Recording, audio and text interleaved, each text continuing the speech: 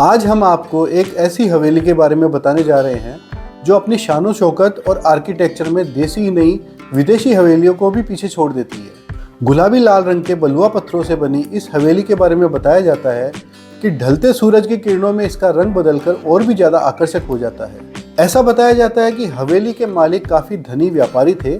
इन्होंने यहाँ के राजा को नहर बनाने के लिए काफ़ी पैसा कर्ज में दिया था। राजा ने कर्ज चुकाने के लिए इन्हें ये हवेली दे दी थी। आइए आज हम इस गुलाबी लाल रंग की शानदार हवेली को करीब से देखकर इसके इतिहास को जानने की कोशिश करते हैं। आइए शुरू करते हैं।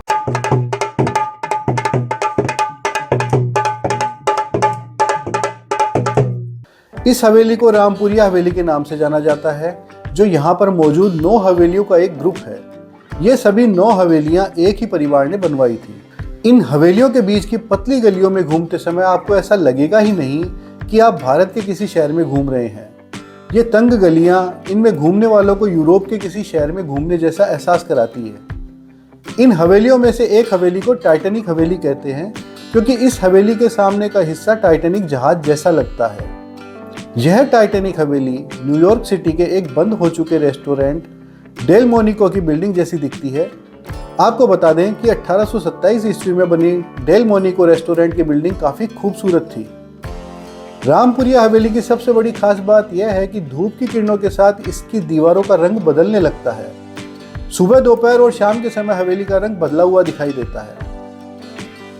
तेज धूप में हवेली के दरवाजों और खिड़कियों पर लगे कांच चमकने लगते हैं और हवेली का रंग चटक लाल हो जाता है। शाम के समय हल्की धूप में हवेली का रंग सबसे ज्यादा सुंदर हो जाता है। रामपुरिया हवेली की वास्तुकला देखने लायक है।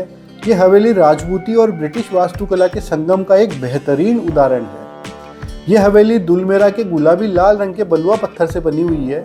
बीकानेर से 65 किलोमीटर दूर दुलमेरा की खदानों से निकलने वाले इस लाल पत्थर को लोकल लैंग्वेज में माखनी या भाटा भी कहा जाता है। आपको पता होगा कि राजस्थानी लैंग्वेज में भाटा पत्थर को कहा जाता है। इस पत्थर से बीकानेर के जूनागढ़ किले और रामपुरिया हवेली के साथ साथ दूसरी कई शानदार इमारतें बनाई गई हैं। सॉफ्ट नेचर होने की वजह से यह पत्थर बारीक नक्काशी के लिए पसंद किया जाता रहा है। रामपुरिया हवेली ग्रुप अपने झरोखों, खिड़कियों और दरवाजों, जालीदार नक्काशियों, भित्ति चित्रों और कांच की कलाकृति के लिए काफ़ी ज़्यादा प्रसिद्ध है। टाइटैनिक हवेली की बाहरी दीवार पर कुछ विदेशी हस्तियों के चित्र लगे हुए हैं, जिनमें एक चित्र किंग जॉर्ज का बताया जाता है। रामपुरिया हवेली के सामने फोटोग्राफी करने के लिए देशी और विदेशी पर्यटकों की काफ़ी ज़्यादा भीड़ लगी रहती है। रामपुरिया परिवार की निजी संपत्ति होने की वजह से इस हवेली को अंदर से देखने की अनुमति नहीं है। आप बाहर से बिना किसी टिकट के गलियों में घूमते हुए इसे देख सकते हैं। अगर हम इस हवेली के इतिहास के बारे में बात करें तो ऐसा बताया जाता है कि 1920 में बीकानेर के महाराजा गंगा सिंह अपनी रियासत के लिए नहर बनवा रहे थे। तब उनके पास पैसा कम पड़ गया। तब महाराजा ने उस समय के धनवान कारोबारी भंवरलाल रामपुरिया से पैसा उधार लिया और बदले में हवेली दे दी। जब 1925 में हवेली बनकर तैयार हुई, तब रामपुरिया परिवार इसमें रहने लगा। रामपुरिया परिवार की वजह से इस हवेली का नाम रामपुरिया हवेली पड़ गया। बाद में रामपुरिया परिवार ने इस जगह कुल 9 हवेलियां बनवा ली।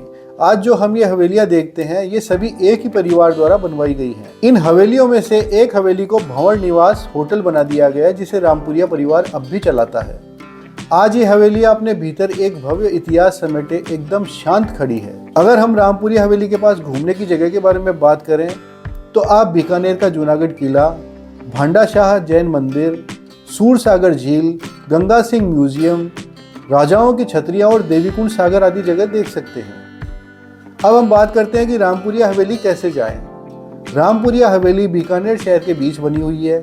बीकानेर रेलवे स्टेशन से इसकी दूरी लगभग 1.25 किलोमीटर है।